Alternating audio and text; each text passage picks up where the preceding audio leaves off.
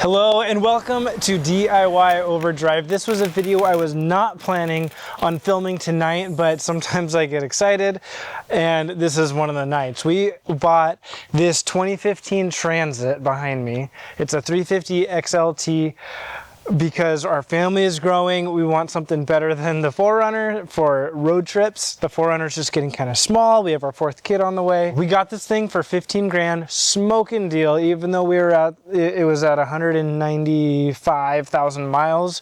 We're at 203 now. We took it on our first road trip a few months ago, and something that we ran into was this, well, come to find out, it's called a torque converter shudder. Something that plagues these Transits apparently, that I now know about. Anyway, so it's basically an oscillating vibration. I go like this because I'm thinking about the RPMs. They go up and it buzzes and it comes back down and everything's fine. It goes bzzz, bzzz. And it only happens when you're in 6th gear because there's a clutch in there that wants to lock up when you're in overdrive for when you're going down the freeway, when you're just cruising. So turns out there's no service interval for these transmissions. They claim that the fluid lasts the life of the transmission, which at 80,000 miles you start getting a shudder, you start having issues, and then you take it to the dealer, they quote you 9 grand to replace the transmission, and you're like, oh, I guess it's time to trade in for a new van. I'm not paying that. I actually called another shop and I was quoted 5 grand. You can't drop the pan without removing the entire subframe, which also takes apart the entire front suspension. It's a really, thank you Ford, type of a design. Seems like this was very much, in all ways, in all senses, planned obsolescence by Ford. We love our Transit, but not really stoked on that concept where they just intentionally designed it that way. They could have easily made it possible for us to just change our fluid easily. I don't see why we can't. I guess it makes sense if you're a business person. I did my research, I did some reading, and I found out that if you've got this shudder, something that can help, because really the fluid just gets old and gross and it stops working. The way that you do it, you get a transfer pump that can suck oil out of the transmission pan. Then you pump in what you can, and you can only get 2 or 3 quarts out at a time at best.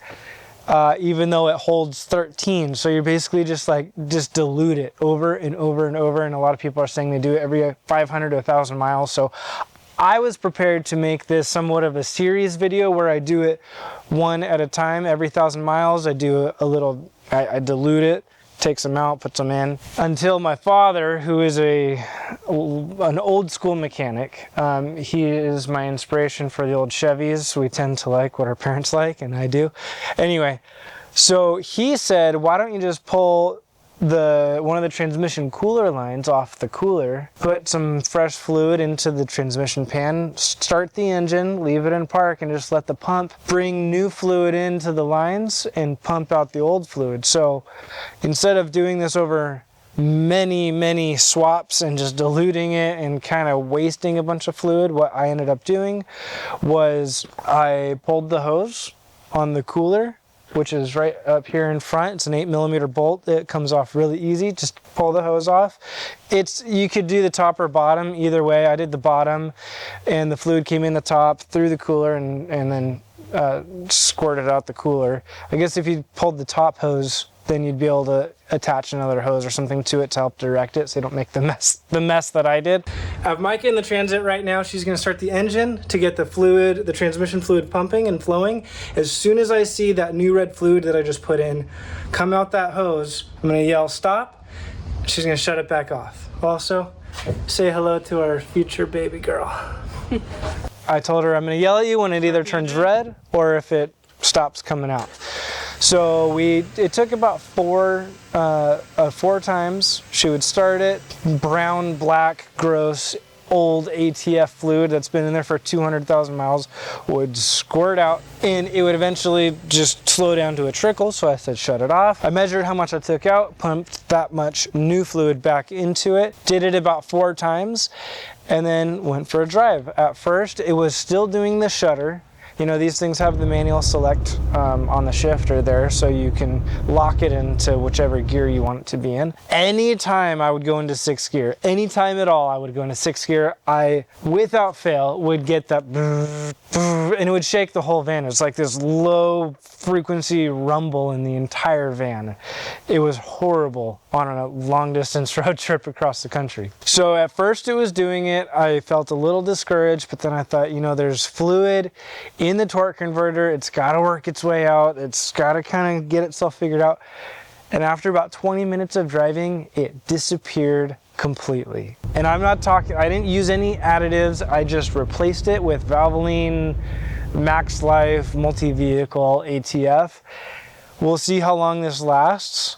But as of tonight and right now, I spent hours on it today. I'm amazed that it worked. With something this old, you know, there's issues with these transmissions. There's valving and stuff in there that's been upgraded. So when you get a new, the replacement of it, which is an expensive job, there's things that'll help prevent some of the issues, but it just fixed it. So we'll see how long it lasts. Please let me know in the comments below if you have any questions about the process.